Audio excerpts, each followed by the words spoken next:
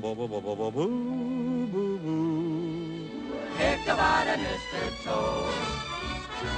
Hey everyone, it's Jonathan, and welcome to both the final episode in our Wind in the Willows series and the first episode in a brand new series looking at the works of Washington Irving. For most of October, we'll be looking at versions of The Legend of Sleepy Hollow, starting with today's episode, but later on we'll also be looking at Irving's other most well-known story, Rip Van Winkle. But today we're looking at arguably the most well-known version of either The Wind in the Willows or The Legend of Sleepy Hollow, probably Sleepy Hollow in particular, because I know this one was cut out and used as a standalone Halloween special by itself, either on VHS or the Disney Channel, which is probably how I saw it as a kid. I think I saw it once. I don't really remember for sure. This episode is actually one that Sarah and I made several years ago as part of our series for my other podcast, the Disney Movie Marathon. In 2021, we went through Disney's war era, or the package film era, and this was the final episode in that series. I know Sarah said in a previous episode she didn't remember watching this one, but she did, and this episode is the proof. When I first decided to do Wind in the Willows earlier this year, I had in my head that I was going to be opening the series by sharing just the first half of this podcast, since this is potentially the most famous version of the Wind in the Willows, and I'd originally planned to begin the year with the Wind in the Willows, and Sleepy Hollow wouldn't seem right for like April or May. But after it got delayed, and then like right before I started releasing these at the beginning of August, I suddenly thought, wait, why am I still opening with just half an episode? Why not save this one to the end of the Wind in the Willows series and then transition into a series on the Legend of Sleepy Hollow for October? I mean, the Halloween timing would be perfect. So that's exactly what we're gonna do. He's out looking for a head to swap, so don't try to figure out a plan.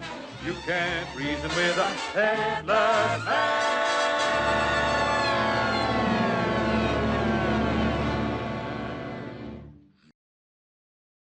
Welcome back, everyone. To Ichabod and Mr. Toad. From 1949. We're nearly out of the 40s. Mm-hmm. This is the final package film. The final film from what they call the war era, where everything was kind of upset by the war and... Which I'm not necessarily ready to be done with the 40s. I love the 40s, but... Well, if you want to record other podcasts from the 40s, I'm sure there's plenty of movies we could find. Oh boy. Just not Disney cartoons. Sure. One thing I found weird, and maybe this is just me, but I was like, why is the title reversed? Because Mr. Toad comes before Ichabod. Maybe it flowed better for them, verbally? I mean, probably, but still. I was just like, it just seems weird, because I expected Legend of Sleepy Hollow to come first because of the title, and it didn't. I don't know, they're both memorable phrases. Mm-hmm. This is another one where it was in a very small handful of films that I had not seen. Like, I've seen almost every Disney film, but there's just a very small handful of them that I had not seen, and I was just kind of holding out to watch until we did the podcast. I think I have seen, I know I have seen The Legend of Sleepy Hollow, or at least part of it at some point, because I remembered some of the songs. I don't know that I ever watched it. Maybe once as a child. And I feel like maybe I watched The Wind in the Willows, but even that is hazy. So I think that these were more part of your childhood. Did you watch this version of The Wind in the Willows growing up? Never. Okay. So scratch that. But no, you were having epiphany moments. It was like, I remember this part. I don't know why I remember it. I just know that I had to have seen it at some point, especially the music. I remember the music distinctly. It starts out with the song Ichabod and Mr. Toad by the Rhythmaires. That is so of the times as far as the name. Yeah, I've never heard of them. I don't think Neither you had had either. I, but, you know, they got creative with titles like that. If you think about, there were a lot of the such and suches, and sometimes they got creative with it. Like another probably more well-known group would be the Modernaires that sang in the 1940s. And later on, well, actually about this time, the Chordettes were getting going, but their style was different. And I keep thinking of the Skylarks, but it's not. It doesn't end in airs, and it's not as as out there as the Rhythmaires and the Modernaires. And I kind of like that they got creative like that with their names. And this is another one, like we previously talked about with Fun and Fancy Free, where they had to find a way to bridge the two stories that they're sticking together because they don't really fit together. I can't think of a single thing that they have in common. Like they say that the common thing is that they have fabulous characters, but like the time setting is totally different. The stories are totally different. Both of them have characters that need to be humbled, but they didn't make that connection. No, and I don't know why they call them fabulous. It just seems not the right descriptive word for either of them. Memorable. Maybe more so Mr. Toad because he kind of has style, but like Ichabod is just weird. He doesn't seem fabulous to me. Memorable. Maybe fabulous meant something different back then. I don't know. This is another one where these were started a lot earlier. The idea for Wind in the Willows was actually pitched right after Snow White was released. So this was kind of in the works since 1938. Which, if you think about it, this is okay.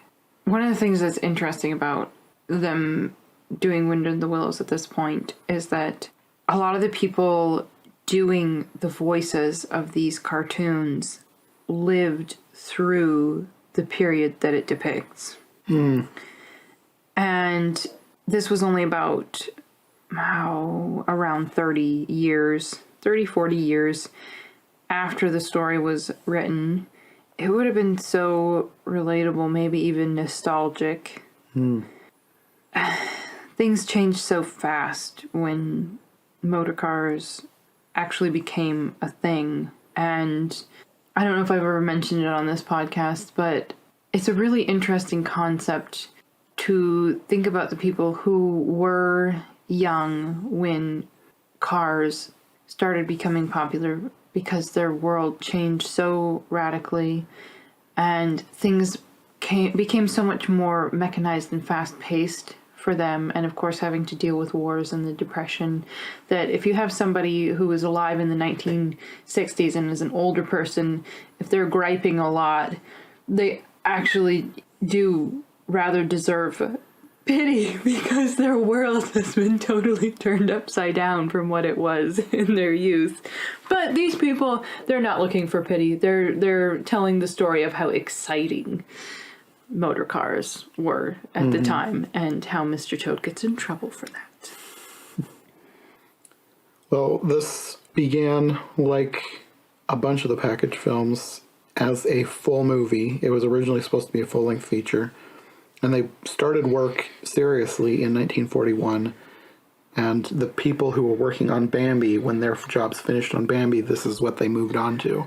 So, was Ichabod supposed to be a full length, or was that just a short? It was originally going to be a full-length feature. Really? Yes. Wow. I think it works just fine as a short. Me too. Deal. I feel like in both movies, the two that have the longer shorts, there's one that I would have liked to see longer and one that I'm just fine with it as it is. Bongo was that in Fun and Fancy Free, and Ichabod, Legend of Sleepy Hollow, is that in Ichabod and Mr. Toad. Sure. But I do feel like Wind in the Willows could have been longer. Absolutely. And here's my thing with their rendition of Wind in the Willows. This is one of my most beloved stories. I read it for therapy, and I'm very familiar with it. They changed a lot, and they condensed a lot, but as somebody who loves this story, I can tell you that they did it in such a way that actually worked.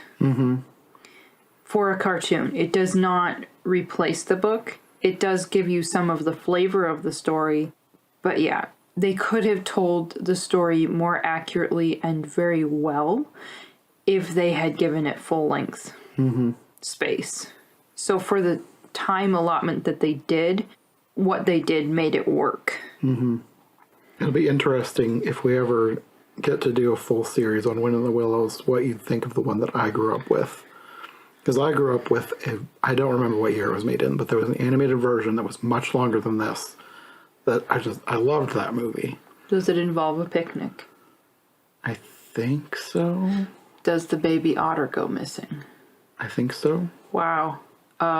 Did they visit his home, Mole's home in wintertime? I think so. Okay, that might actually have a prayer. There's even a segment that I thought was so weird, but then I read that it was actually from the book where they see Pan. Wow, they were hardcore with the version that you grew up with then, because that's one of those, it's so out there, but it is part of the book. Mm-hmm. If you want to skip it in the book, you totally can.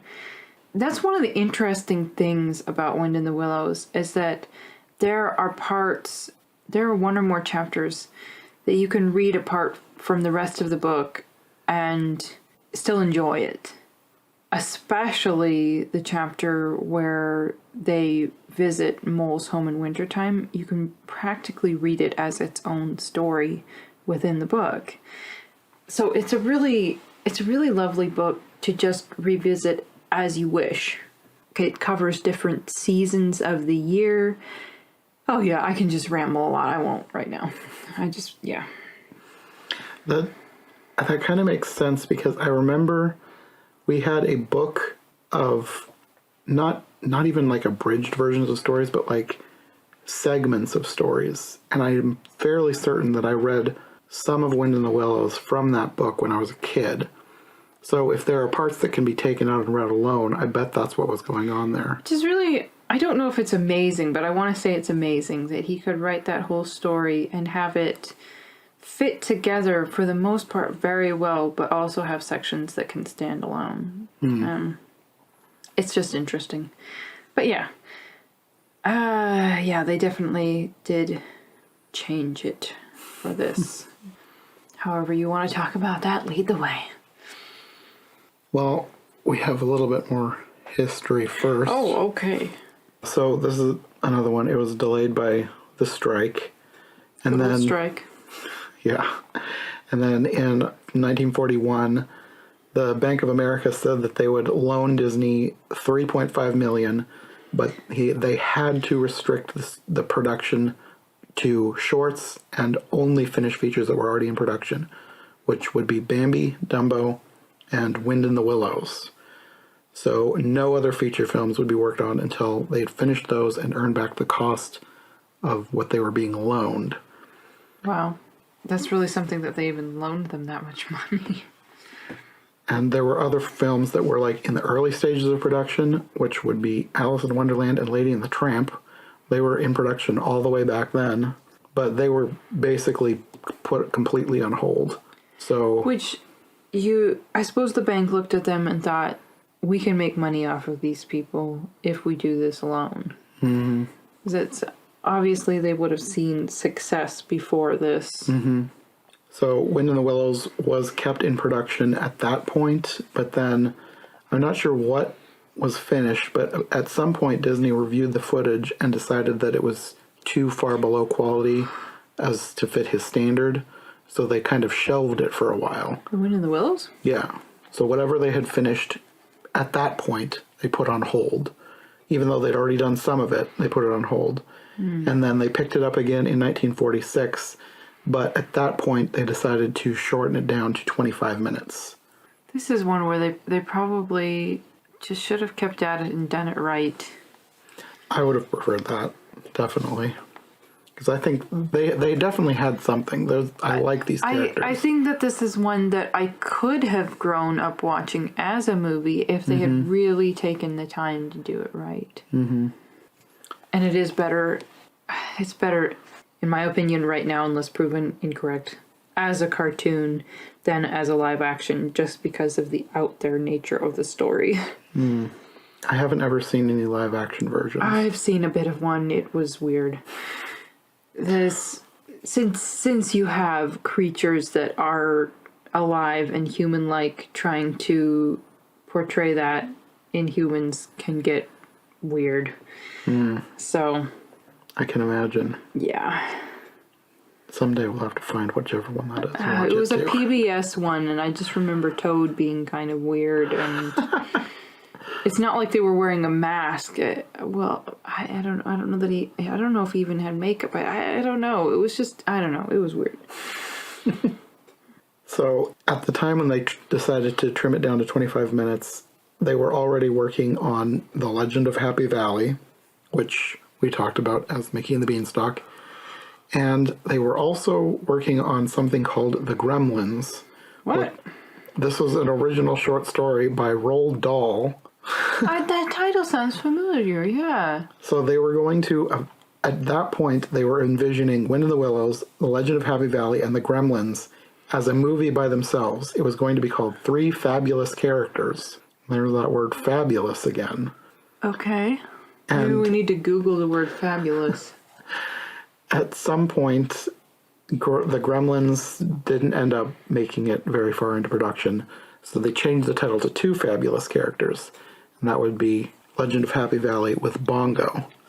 And I'm not sure why, but then they changed the title to Fun and Fancy Free and paired Wind in the Willows with The Legend of Sleepy Hollow, which they had started in production as a full-length feature, and then I don't know why they decided to change that one into a short, but It was apparently an ever-evolving process. yes, definitely. I guess they just decided it didn't have enough material to be a full-length feature for them. Probably trying to work and make stuff look as normal as possible under the bank restrictions. Probably. So anyway, that's how you eventually got to the pairings that we did.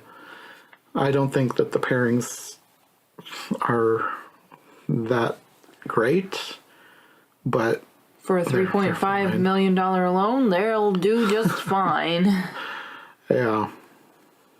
So then we get into the main story of Mr. Toad, The Wind in the Willows, and here they have Basil Rathbone narrating, who is a prominent English actor.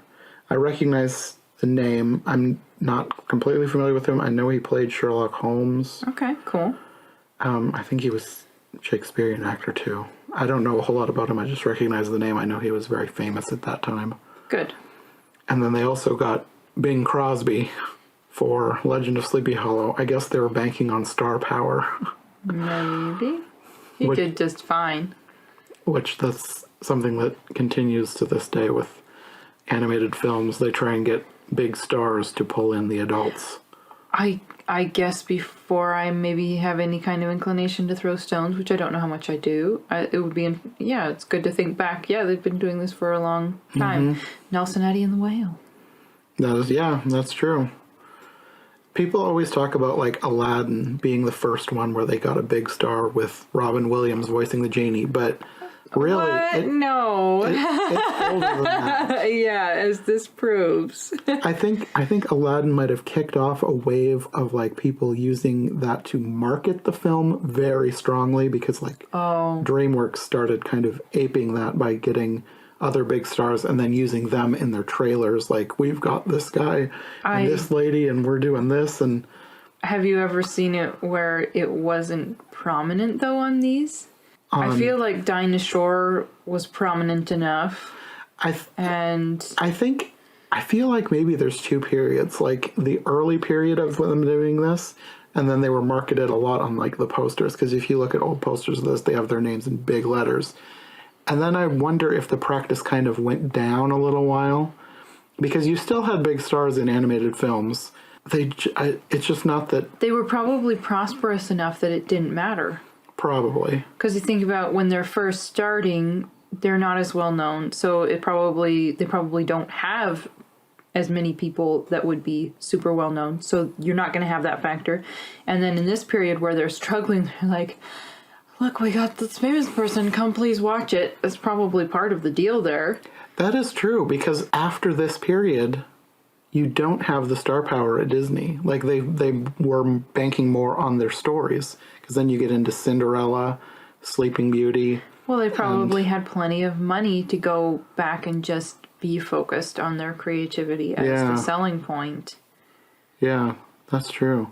Because I never really thought about it as far as different eras of Disney's company where the voice actors were prominent. But the next period after the package films, I can't really think of anybody who was like a huge star that would have been marketed as such. Because they went back to the Snow White model where they didn't have the famous star. They were just, this is a piece of art that you're going to see. Sure. Something to think about. Yeah. Anyways, I guess we can actually get into the story of The Wind in the Willows at this point. You have the intro of Toad, Badger, Rat, and Mole telling about their backstory and how Toad is prone to manias. Yes, which by mania they mean like being really excited about a new hobby. Like an obsession, you would say these days. Not mental illness. Yes. Now, as far as the characters went, they described Rat as stuffy, and they made him look like a little Sherlock Holmes character. He is different in the book, and I love his character in the book. His character is already, let's say he's grounded. He loves his home, and he's sensible, and he's kind, and he is more blunt, but he's also a good-natured person. Mole, I feel like they actually, even though he says little or nothing on here, they actually did a pretty good job of portraying his character from the book, because Mole is more of a sensitive, poetic little fellow. And then they changed Badger too, but we can get to that. I was wondering about that because I didn't remember Badger being Scottish. Like in here they keep calling him Mac Badger. And I didn't remember that from the version that I saw. No. Badger is an awesome character. Kind of like Winnie the Pooh, which if you haven't read the originals, people, go read them. They're amazing. They show different types of people in a really fun way. And Badger on here, his accent didn't sound real to me, and I looked it up, and the guy voicing him was from California. But for children and for adults who don't care as much, it's okay. It's just, he's making it up. It starts in the house, and you have a postman coming to the door. That's one of the things about the book, is that you do have this weird exchange between humanity and creatures, like they're all kind of human, but at the same time there's a lot of separation between the animals and the humans. And here they put them together in ways that the book didn't have them together. So there was no mailman coming to the door, but here he does, and the rat with the large mustache and man hands gets his piece of mail. Yeah, they all had man hands. That was weird. Like, you could have given him sort of a paw. Yeah. You don't have to put little rat claws on him or anything, but... Just make it cuter. Or you could give him cute rat claws. Yeah, the intersection of the animals and humans felt off to me. I guess it's from the book, so that's fine, but it just felt... They did it in a way that was different from the book, but even if they'd stuck to the book, it might have still been a little bit weird, because the book is a little bit weird. Yeah. Or maybe a lot of it weird. I guess for me, not being as familiar as you with the book, it just felt kind of weird having this giant mailman show up at the door. It wasn't in the book, so you can feel okay about that weirdness. And they changed the timeline, because in the book, when Mole goes to meet Toad with Ratty for the first time, he is into this mania of having a carriage or caravan. I can't remember the name of it right now, of where it's basically early 1900s RV. Okay? Okay, that makes sense. Yeah. He has a bunch of foodstuffs in there, and he wants them to go on an adventure. Another thing about this book, horses don't talk. Horses are like regular horses. I don't know why, but that's just the way it is. On here, the horse becomes the central character and is voiced by J. Pat O'Malley, which you will recognize from... He was all over the place as a bit actor, and he was in more than one Disney film, so you're probably going to recognize his voice. I think he was one of the Baddens on 101 Dalmatians, and he got around. One of the things that is nice about this version, even though they didn't do this for Badgers, they have more than one British actor doing voices. But no, they changed the timeline and his financial troubles because Badger, Ratty, and Molly are going to get together and reform him after he's already wrecked like 6 vehicles. Whereas they started out where he's still in his cart mania and Badger is trying to rectify his finances. Because of all the damage he's caused with only a cart. And who knows what else. It's reckless spending. But no, really, the financial issues come with his car mania. And he refuses to hire somebody to drive him, you know. He wants that adventure himself. Mm-hmm. But no, here they try to keep him in his room, and he gets out. And he's accused of stealing a car, which had already been stolen by weasels. And he's trying to buy this stolen car off of the weasels. That's not how it happened in the book. He actually stole a car from 1 or 2 men, but it wasn't so much necessarily stealing as just getting into the car, getting overly excited, and taking off with it. So yes, it was stealing, but it wasn't like total... It wasn't like a forethought crime. It was malice. It was more like a stupid 12, a foolish, juvenile, overexcited thing to do.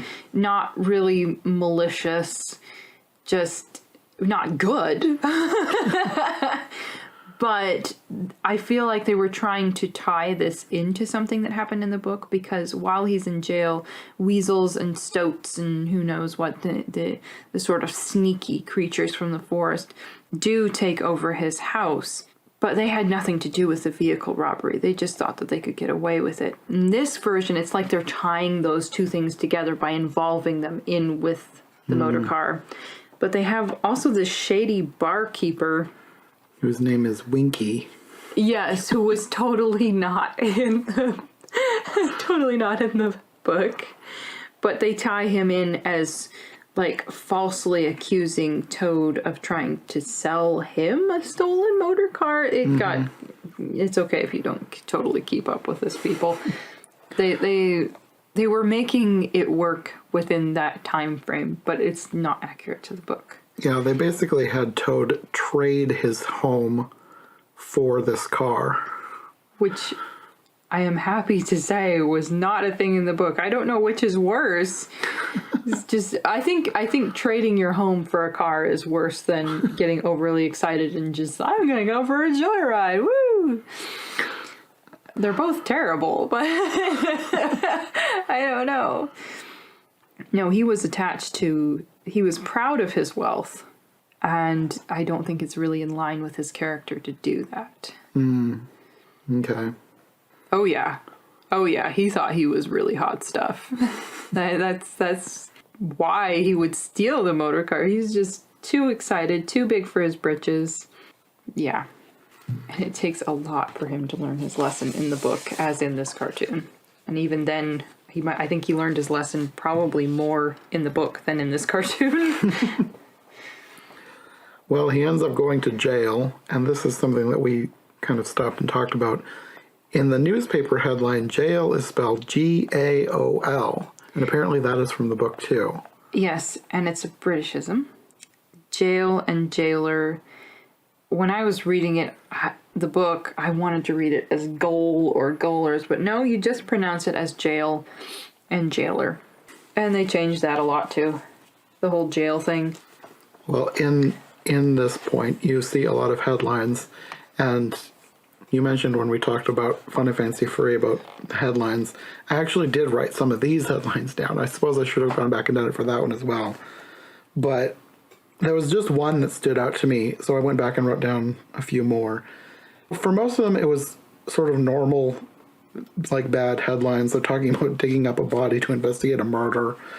They're talking about badminton championships. There's one that says, reconstruction follows storm in Puerto Rico. Victory cited in fight against yellow fever. But then you have one that says, lightning bolt kills 2, hurts several others, which was weird. And then the one that really stood out to me, meteorite falls near baby. That was just somebody being cheeky. Apparently. It really stood out to me. I bet they were like, I wonder if they took some actual headlines, and then when they got to that one, the person's just giggling at their desk, like, yeah, I'm going to stick this one in the paper. I could see myself doing something like that. I wondered about that. Maybe they are real ones, because most of them, like I said, sounded like real headlines. Like, I could see reconstruction follows storm in Puerto Rico as a real headline. Oh, yeah. So they probably were looking at an actual newspaper and then needed to fill out the rest. Were tired and were like, meteorite falls near baby. Okay, we're done. Who knows? But no, one thing, even though he was totally guilty, his friends were sympathetic with him and didn't want him to be in jail. From what I remember of all my reading of that book. Mm-hmm.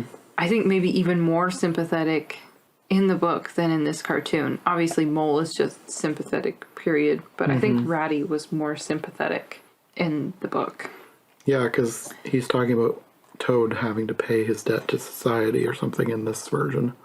Yeah. No, they give in the book, they give a very dramatic description of the jail. I think it's probably even more dramatic than this cartoon.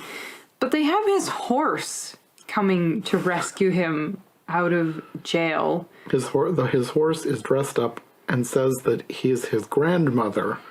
Yeah, why not? In reality, it's probably just as weird in the book because the jailer's daughter shows compassion on Toad. Toad thinks that the jailer's daughter is into him, mistakenly.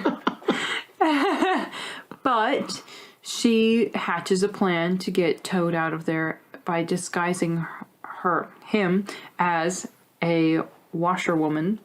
And Toad is offended at first. And he's like, I think it's her aunt. And Toad's like, I have a very fine figure for what I am. And, well, my aunt has a very fine figure for what she is. And something like that. And, you know, treating him like he's ungrateful. But that's how that goes down. That's why he ends up disguising himself as a washerwoman. And it's very silly. And it's funny. But this worked for this without putting humans back into it, since they wanted to make this horse such a character in here. Yeah, the horse's name is Cyril. Why not? It's just random. I can't remember if the horse had a name in the book or not. There's more than one horse, but that particular horse from the card, I can't remember. Either way, he does escape, and this goes down differently. Well, the way he escapes, they describe it as him having a new mania, which is escape, because he goes insane once he gets out. Yes and no. He is far more human when he does escape, because he has these moments of triumph and despair. Well, that's true, but like at the beginning, because he's like sneaking through the streets, and then there's this policeman that stops him. He didn't have a huge ball bearing or whatever attached to his... The ball and chain. Yeah, he didn't have a ball and chain attached to his leg. What happens here is he sort of keeps getting caught in places where... Well, he's caught before he even gets there, but he's getting away even though he's been discovered outside of the jail, which they did know that he had escaped. But there's this whole scene in the book where he thinks that he has his money on him when he goes to catch a train, and then discovers that he doesn't. Whereas here, they just have him stealing a train. And that's what I meant when I said he went insane. And in the book, he gives this whole sob story to the train engineer about how he's this poor washerwoman and the children are at home and they'll be playing with matches. And he has compassion on her, quote unquote, and is giving her a free ride. And then the police are chasing in a separate train. So they did have the police chasing him on the cartoon as well, but they left out the conductor character. And in the book, the conductor doesn't know what's going on, and Toad basically throws himself on his mercy, and the conductor, being sort of an independent, maybe a little bit ornery-minded person, decides that he's going to help Toad. And he tells him a spot where he's going to slow down and Toad can escape into the woods. Whereas that doesn't happen. Toad ends up jumping into like a river. And the train keeps going on empty. So that train is probably going to end up crashing and killing somebody. Whereas Toad has all of these adventures post-train of trying to get a ride with a barge woman, and the barge woman can tell that he's a phony, and he steals the barge woman's horse, and then he sells the horse for food, and at some point he gets a ride from two people in a motor car, which are the same people that he stole a motor car off of and went to jail for. They think that he's just a little old lady or something and let him drive. And he gets he acts kind of crazy and tells them who he is as he's driving fast. I think he might crash that car into a pond. This is all before going to Ratty's house. Whereas in this version, it's 25 minutes. He jumps off into the river and looks like he's going to die. It's winter time. They have this slow scene of him like dramatically grasping above the water, trying to escape because he's got the ball and chain on him still. And it was like, did they just kill Toad? It didn't look good, but he makes his way to Ratty and Molly's abode. It's kind of funny because they're having Christmas dinner and they're praying for Toad, and Mole's like, and may he get good time off for good behavior. Just as the door flings open and he falls in, having escaped from prison and stolen a train, which is the very opposite of good behavior. Sure. I don't know when he would have ever gotten out in the book. They were being very dramatic about it. But no, really, in the book, they were already trying to guard. They were already spying on Toad's house that had been taken over. And anyway, they were, out in all weathers. They were very loyal friends. Whereas here, Ratty's acting like Toad needs to go back to jail, which was not a thing in the book. And on the cartoon, there's kind of a cute scene where Badger shows up and is acting like, what is it, that Toad's innocence can be proven? And I think wishing that he was there, and then Toad falls in his lap. Oh, yeah. No, Badger comes in to say that he has seen the weasels at Toad's house. And he's somehow found out that they have the deed. So it turns out it was true. Toad did trade his house for the car. Basically proving his innocence, quote unquote. Mm-hmm. Even though, to me, stealing a train is far worse than stealing a car. Well, probably, yeah. If you're leaving it to hurtle off into oblivion. Yeah, that's what I meant. So when Badger comes in, Toad he's just said he's not afraid of the police, and then he's terrified when there's knocking at the door. And he hides in the Christmas tree, and Badger comes in and tells them he's figured all this stuff out, and that if they can get the deed back, they can prove his innocence. And he only wishes that Toad were there. And then Toad falls out of the tree into his arms. Yes. And the look on his face, the way he crosses his arms and smiles up at him, that just cracked me up. But then there's this whole quest to go get Toad Hall back, which did happen in the book, but there is more of a, I think they're more armed. They're ready for a battle. And Toad is armed in this version because he has a shotgun and wants to kill the weasel that's on guard. Yeah, I don't know that he had a shotgun in the book. Toad was already in a slightly... He still had his pride, but he was already in a bit of a debased position. Badger knew things... Badger was the adult. He knew Toad's father, and he knew of a secret passageway that Toad didn't know about in the book. I don't think that they really did it like this in the cartoon. And I think there was a secret passageway, but they didn't make it obvious that it was a secret, because they had this guard follow after the shotgun, and they'd push this button that flipped a wall around. Whereas it was like this, almost a rebuke to Toad that Badger knew about this and not Toad, because Toad was not mature enough. He was not always trustworthy. He was just an irresponsible, proud fellow. No, they went in swinging. And in the book, it is the head weasel's birthday. And I think they're had a habit of singing offensive songs about Toad. But here, it's Winky's celebration somehow. I don't remember if there was a specific celebration or not. They just say that the weasels are all drunk and asleep. And Winky is asleep with the deed for some reason. Was there a certain thing in the book that they were trying to get back? Because here it's the quest for the deed. Was there a... No.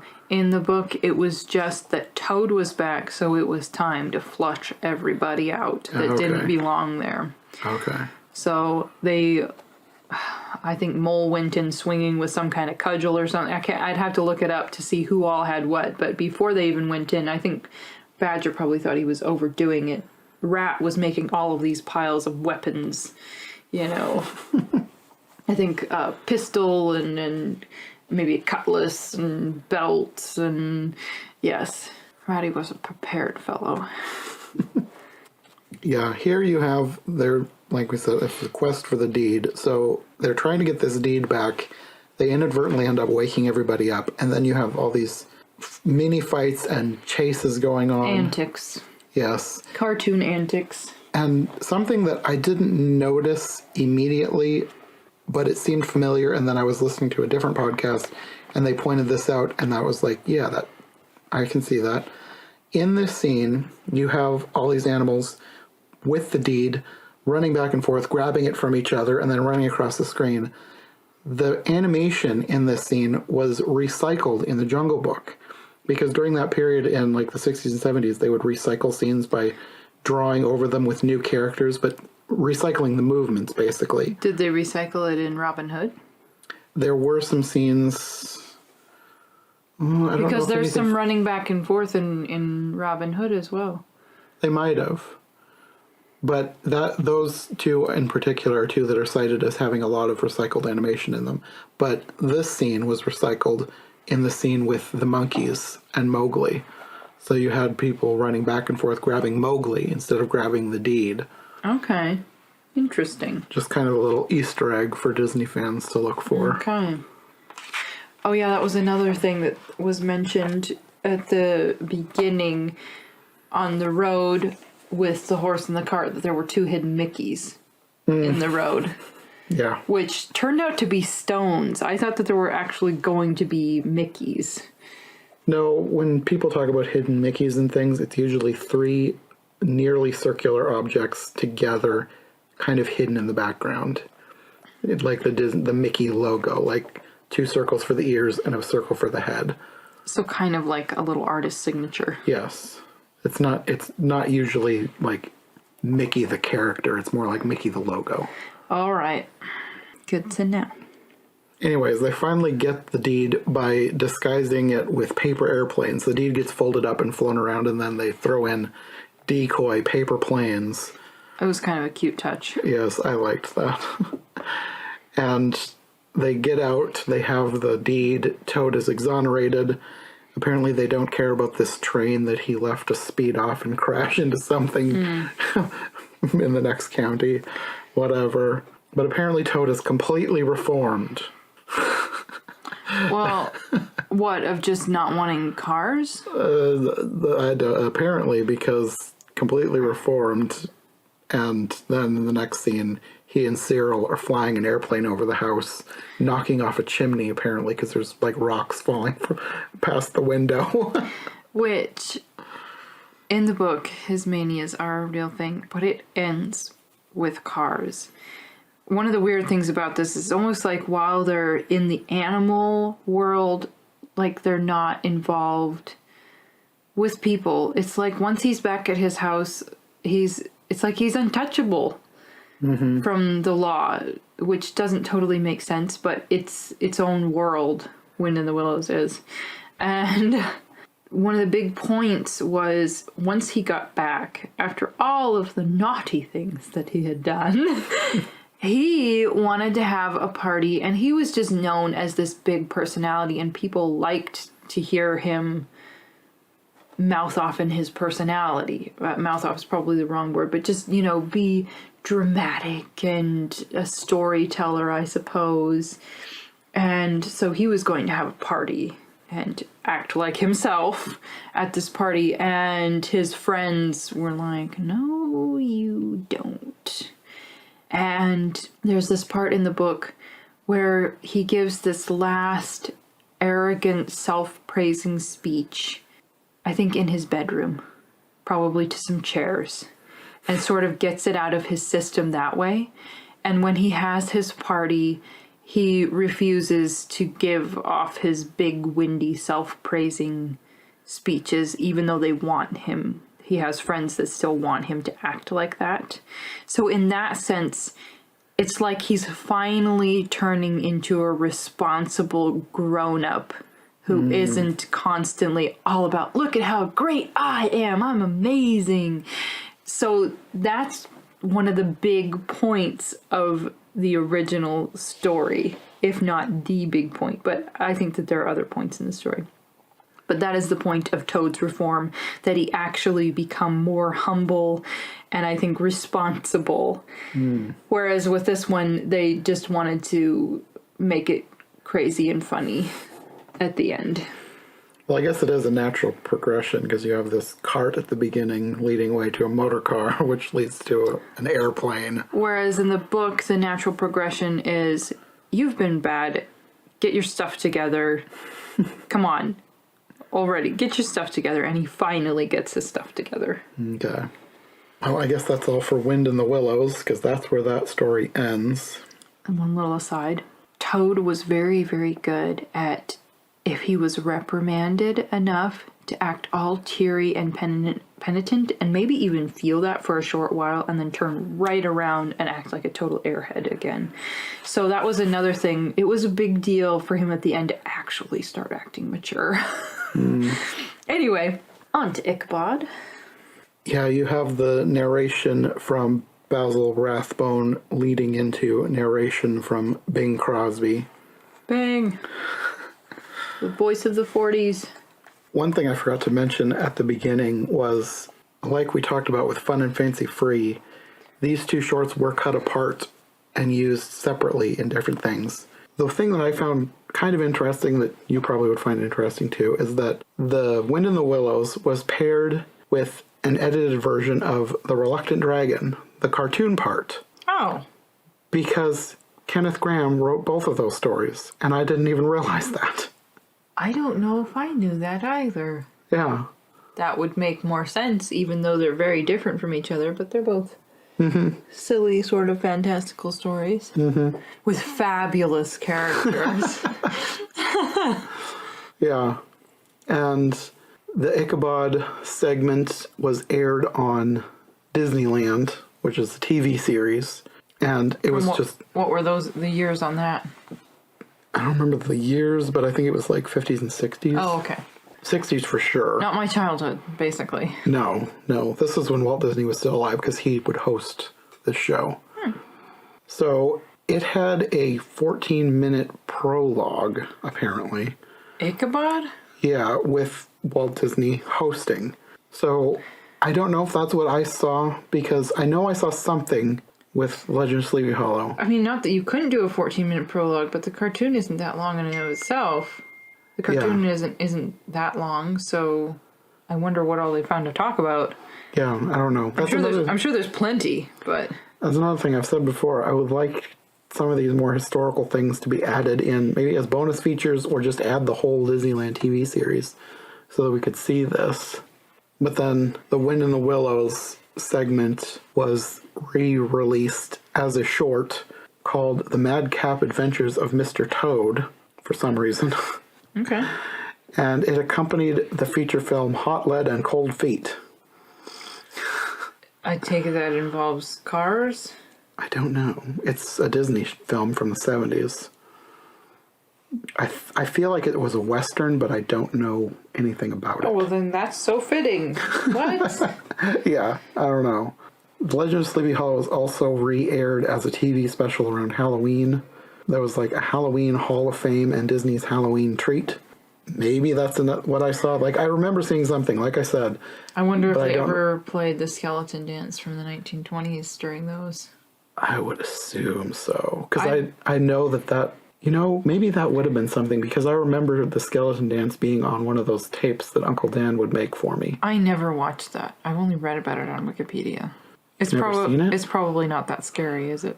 No, it's the skeletons dancing around and playing each other like xylophones. And people back then thought it was hilarious. If you read newspaper accounts of this, I don't know if they said a laugh a minute or what. It's like... I wouldn't go that far, but it was amusing. I think they mentioned it on the Wikipedia article, just thinking this was so funny. Like, okay. Yeah, people change. So, like I said, I remembered The Legend of Sleepy Hollow from something. I don't remember from what. I might have, but it wasn't until the night that we were actually going to watch this together that my sister gave me more of a rundown of the actual plot line of The Legend of Sleepy Hollow, and I found out that the Headless Horseman is actually a real dude pretending to be a Headless Horseman. I thought this was way darker than it actually was. Instead of a moral cautionary tale about being a toady gold digger, I thought it was actually a horror type story. Yeah, I don't know what I expected it to be either, because I didn't remember. I remembered that there might have been some question as to the horseman's identity. Like, was he real? Was he not real? But I also thought I remembered that Ichabod was a nice character. And he totally isn't. No, like, there aren't really any nice characters in here, except for the cute chubby girl. Like, even if you think about it, Katrina's not that great either. Because the second time I watched it, I started making notes of things that was said about her in the song and different little visual cues. Well, let's talk about that. It starts out, this is basically, are any voices, besides maybe a goofy scream or something, were any voices done by anyone other than Bing? The only one that I could tell was the giggling of the little chubby girl. Unless that was Bing. Good job, Bing. Good job. But this is one of those where all the narration and the songs are done by one person, basically. And Bing, he's kind of soothing. Bing is Bing. If you know Bing's voice, then just pay attention and you'll pick up on it really quickly. And they start out basically with a song about how strange looking Ichabod is, and yet he has this power over people, especially women, to somehow charm them, which is interesting. The weird thing about this was part of this is on purpose. Part of it, I don't know if it's just me reading too much into it, but it seemed like the beginning of Beauty and the Beast, except weird. Because... Really? Yeah, because you have this outsider in the town that is being sung about that everybody thinks is so weird. And he has his nose literally stuck in a book, like Belle. And this part... Wow, look at you. This part is on purpose, definitely, because they said so. When they designed Gaston for Beauty and the Beast, they based him on Brom Bones. And you know what? Didn't I make a comment about Gaston when he came along? You might have. I feel like I did, but I didn't realize that there was an actual connection. Mm-hmm. They literally based Gaston on Brom Bones. Yeah, okay. Totally believable. Yeah, so there's just... And then I think I said something about it, and I think my sister was saying that, oh no, he's a good character. Yeah, like I said, some of that is maybe me reading too much into it, like the connection to Ichabod, but part of it was on purpose, definitely. Why not? It's something for people to think about while they're watching it. I didn't. I don't think I thought about it the first time I watched it. I think I was more fixated on how critical the song was of his appearance. That's true.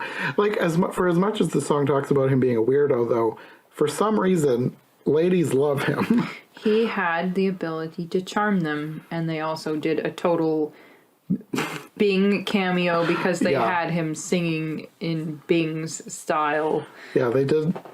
Like, for as much as Bing is like the voice of every character, Bing is definitely the voice of Ichabod. Yes. Because of that one scene, like, that has to be the reason that the ladies love him. I don't know if you could categorize it as scat, but it's Bing, so maybe you can insert a little clip. Bum bum bum bum bum bum boo boo boo boo boo boo. Bum bum bum bum bum bum bum bum bum. That has to be the only reason, because otherwise there's not a whole lot about him to love. Like, his other attributes are that he is obsessed with food. Like, you have this one scene of him, he's a school teacher, so he's in school, he's like peering into all the kids' lunch boxes, deciding whose mothers have made the best food. Well, like, one of them was drawing an insulting picture of him, like a bird, but he could tell that kid's mother was a good cook, and so he didn't punish him, and then he ended up going to the house and getting good food. Yeah, because you have this quick scene of him seeing this ugly picture of him that this kid is drawing of him as a weird bird, and he's like raising his stick, he's about to hit the kid, and then he spots the kid's lunch, and he's like, ooh, and he stops. Here's the thing, he was probably viewed as probably a very moral person, like, he works with kids, maybe as an intellectual, and then if you can be socially charming, also the village might have had slim pickings. From the look of the villagers, there's probably maybe not as much to choose from, but anyway, women can get taken in by interesting characters. Well, they were taken in by him, for sure. Yeah, so... Yeah, maybe he was viewed as like a cultured, like socially charming person, and you could probably look past some of the physical things because of that. Well, you do get a glimpse of his social calendar. It says social calendar on it, and it's full of things where you can tell he's going to food-related events. But the one that stood out to me was the ladies tatting and chatting. That's cute. My mother tats, so I know about that. I kind of doubt that Ichabod was tatting, but I suppose you never know. You never know, and that could have just been even more charming. It could have been. Tatting, for those who might not know, it's a way of making lace. Mm-hmm. Yeah, it's like crocheting, but even fancier. It's intense. It's tiny, and I started to learn, and I don't always have this reaction with crafts, but it's like, I could go buy lace. So... my mother, bless her, is very patient with it. Mm-hmm. Also, on his social calendar at the bottom, it has the Ladies of Sleepy Hollow Choral Society. And then you go to this choral society, and there's this sound coming from this building. It sounds like a screaming train whistle, but it turns out it's the ladies singing. But then it turns into far more put together singing. Yes. And then, what's the guy's, the burly guy, what's his Brom name? Bones. How's it spelled? Brahm, I believe. So like Brom Yeah. Bones? Wow, okay. So Mr. Brombones is already starting to pull tricks on him because I think he makes a cat make a noise and Ichabod thinks that it's him. Well, he makes a dog howl for something. Okay. And the ladies all faint at this noise because they think it came from Ichabod. And they're in love with this dog howling sound. This is unreasonable. Yes. And also, once they faint, he just kind of steps over them and goes and starts eating salad with a spoon. He's one of those people that absolutely has the metabolism of a hummingbird because he can just eat and eat and eat and nothing stays on him. But then he's off having a picnic with one of the ladies, but a new person comes to town. And briefly makes eyes with him while he's on a date with this other girl, and suddenly he forgets all about her. Because he's such a nice person. Yeah. And this other girl, she's made the object of ridicule in this, but I thought she was cute. Not in like an attractive, hot cute, but just like she's cute. And nice. Yes. And a good cook. And they act like she's hideous, because like later in the show, Brom looks at her and shudders. It's a very 1940s depiction of womanly attraction. Yeah. The hot girl, the very attractive girl who comes along, Katrina Van Tassel, is, curved in the style of cartoons with beyond anorexic waist. But the song says that she's plump as a partridge. But she's not. Like, that's more like the woman he just jilted on their date. Yeah. The song also says that, I don't understand this. Ripe, melting, and rosy-cheeked. What kind of a description is melting?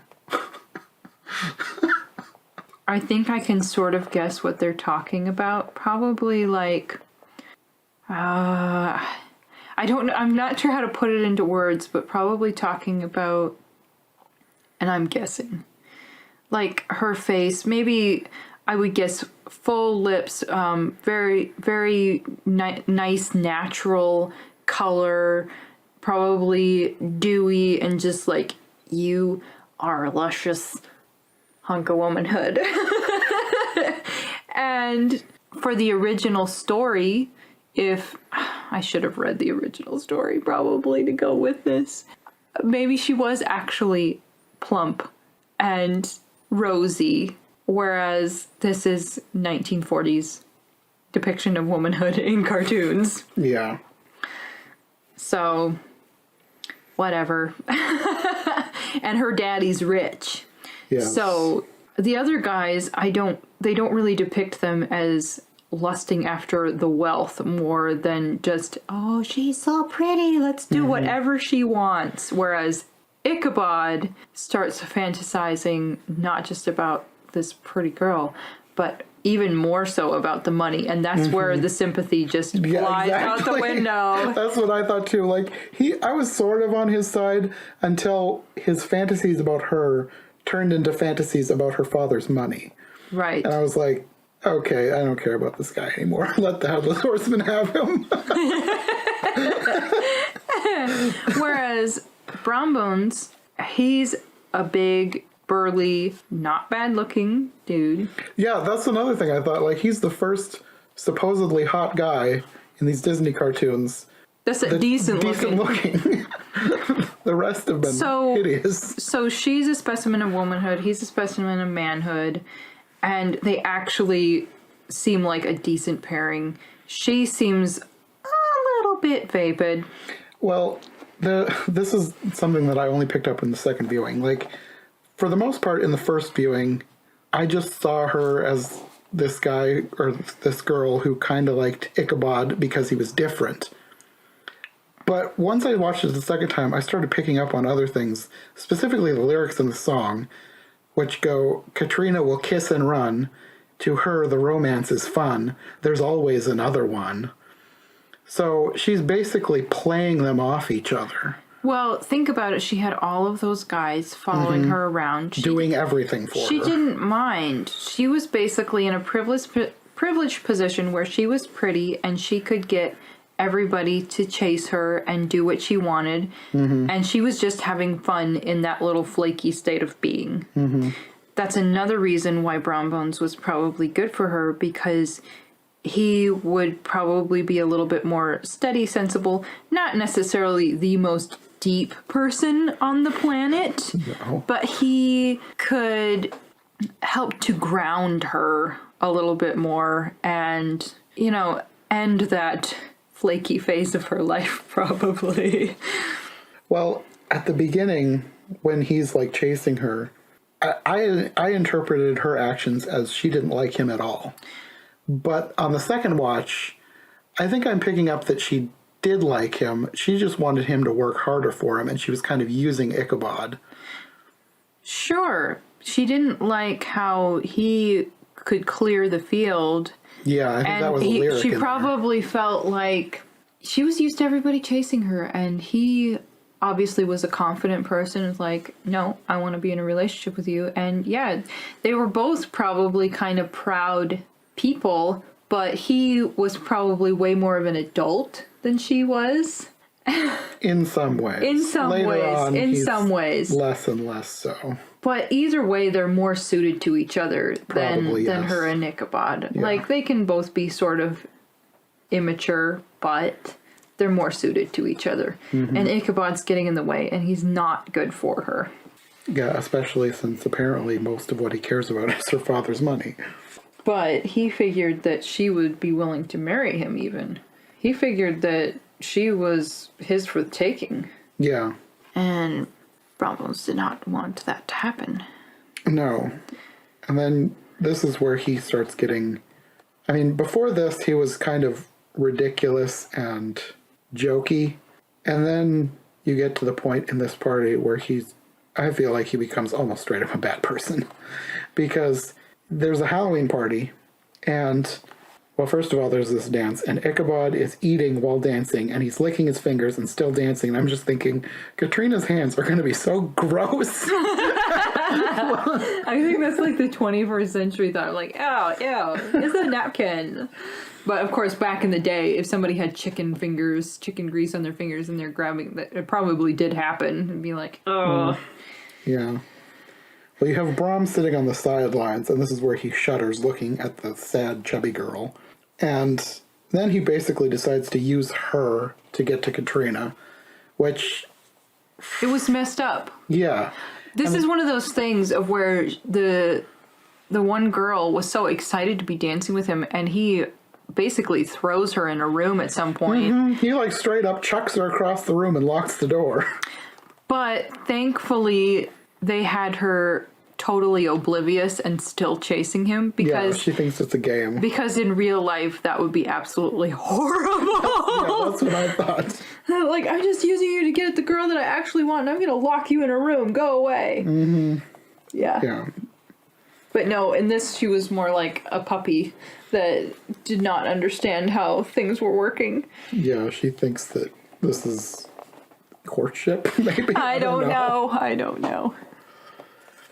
Anyways, once the dance is over, you get to midnight, and they start telling ghost stories. And apparently Ichabod is superstitious, and Brom Bones knows this. So he tells the story of this headless horseman. Which Katrina kept giggling, like she did not take it seriously, but Ichabod did. Yeah, Ichabod is terrified.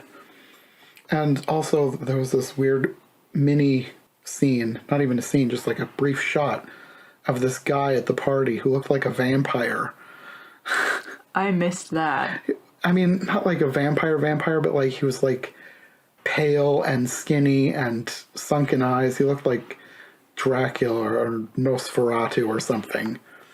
Just like, okay. It was just a brief shot. I was like, what who is this? What was the point? Yeah, I don't know. But they have this song, and the song is just like jazzy and fun, and it's supposed to be this terrifying tale, and it works on Ichabod. It terrifies him, but I was thinking, like, who would be scared of this? This is just a fun song. If I was in a semi-lit room and somebody was singing a song on Halloween about a place that I had to cross over to get home being haunted by I guess that's true. By the undead that want to steal my head.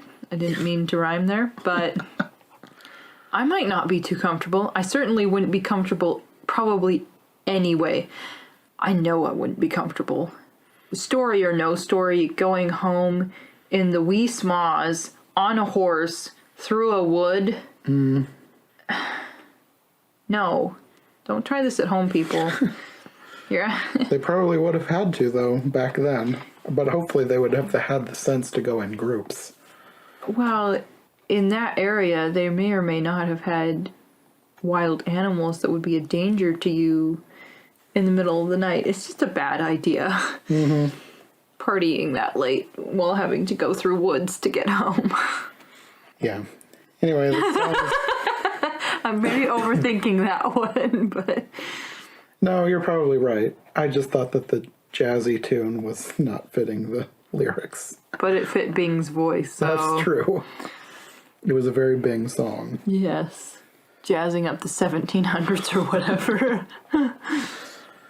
Yeah, basically the song is telling about the Headless Horseman. He's this guy who lost his head and he's going to take somebody else's head. But the key lyrics for Ichabod are, once you cross that bridge, my friend, the ghost is through, his power ends. So it's basically setting up that you can get to this point and then you're fine. But if the ghost is not exactly a ghost, you're not going to be fine once you get to that point. So he's going home, and he's now got this in his head. So this whole scene of him walking through the woods is... Actually, for what it is, I think it's really well done. There was no music at the beginning, which I really liked, and I wish that they'd kept that for the whole scene. No music would be a lot more effective. But you have this atmospheric soundscape that they have created of all these noises, and I really liked that at the beginning with no music, just walking through it. They built it up so well, and it reminded me of the scene in Snow White where she's running through the woods and she's just imagining things, like the eyes, and like in Snow White there's like a crocodile, I believe. I feel like there's another scene in a Disney movie where somebody's whistling. I know there is. You're whistling and trying to be brave, and then it's harder to whistle. I know they use that more than once. You're right. I don't remember what It'll come back to us at some point. But that happens with him on here. Yeah. But yeah, this scene just does a really good job of building tension. It lasted a lot longer than I expected, him just walking through the woods. Him thinking that cattails against a log or horse hooves coming after him. But then it turns out there actually are horse hooves, because something is coming.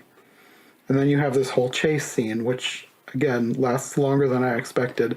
But they don't make it seem like it's going on too long. I felt like it went on too long. I mean, maybe not too long, but like... It's a frustrating struggle because the horse is being dumb, and... There is a point in there that did feel like it went on too long when it gets silly. Like you're talking about with the horse being dumb and the chase sort of happening backwards. And they're probably trying to make something scary funny. Yes. I think that's the point where it felt like it went too long. But for the most part, the chase, they paced it well. I just think it should have been less silly. Yeah, the whole thing with the dumb horse was frustrating for me to watch. That's one or more points, so... Yeah, and side note about the horse, I thought he looked kind of like Cyril from The Wind in the Willows. So I was like, I should have just used Cyril. Just have him not talk. And there's lots of wild, crazed laughter coming from the Headless Horseman. The animation on the Headless Horseman was great. Like, the lighting that they drew for him... Just everything about him was like the perfect villain animation. And if it hadn't gotten silly, I think it could be like a really standout scene of just like a villain scene. I mean, it still kind of is, but like the silliness kind of brought it down a notch. Anyways, he crosses the bridge, the one mentioned in the song, and he stops. But I don't think that this horseman is actually a ghost. And like Sasha was talking about in the original story, apparently this horseman is actually Brom Bones. Yes. Pretending to be a ghost. He set it up to scare him half to death, to get him away from his woman. And they don't explain that in this short. And I kind of wish that they would have made it more obvious. Like, As an adult, if you're paying attention, you get that this is what is happening. That he's found Ichabod's weak spot and he's using that. So he chucks this jack-o'-lantern at him, and that's the last anyone ever sees of him. His hat and the smashed pumpkin are found the next day, and nobody sees him again. Which sounds like really dark, but then they continue on. Yes, the narrator says that there are rumors that Ichabod is married to a wealthy widow, and you see all these kids that look exactly like Ichabod, and I was thinking, are they kids that they had after he married this wealthy widow, or did she already have kids and they just happen to look like him? Oh, after, totally. But even before that, they say, don't they say before that Brombones marries Katrina? Yes. And that's part of the clue there of like, he is one. And then they say that Ichabod married a wealthy widow in a different town, but they don't believe it. They know that the Headless Horseman got him. The townsfolk think it's ridiculous that he would have married this wealthy widow. They know that the Headless Horseman was his fate. Yeah, but no, that scene with hurling the pumpkin and then him not being there, it does actually look dark for a minute. It's like, okay, what did just happen?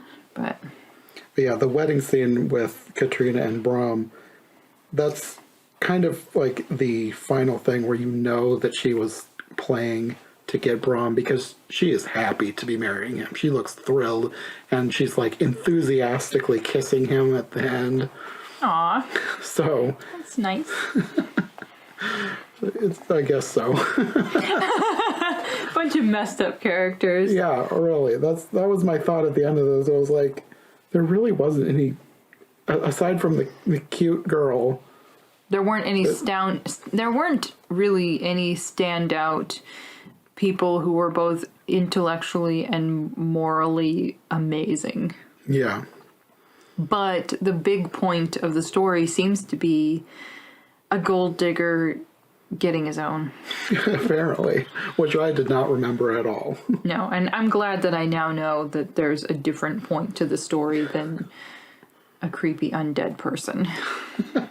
Yeah. The end.